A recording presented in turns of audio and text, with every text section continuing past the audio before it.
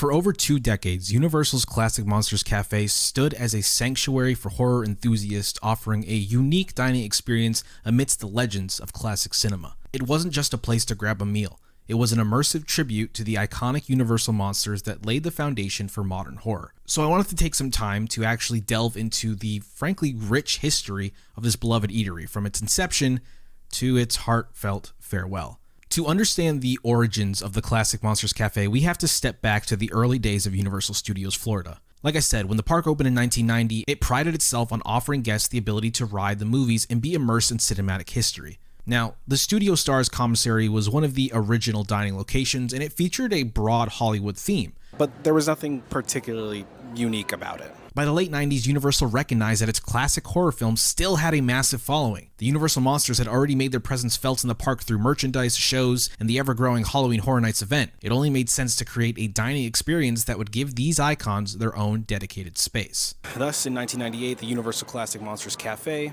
was born. This wasn't just a restaurant, it was a fully themed environment that celebrated the legacy of horror legends like Dracula, Frankenstein's monster, the Wolfman, and of course, my favorite, the creature from the Black Lagoon. From the moment you stepped inside, you were no longer in a theme park restaurant, you were in the world of classic horror. Each section of the Classic Monsters Cafe was meticulously designed to transport guests into the realms of these legendary creatures.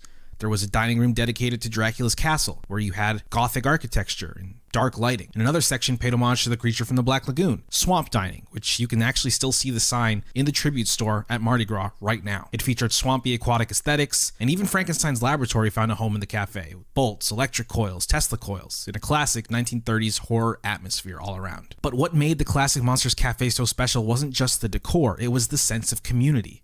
Horror fans, right, are some of the most passionate and driven people I have ever met.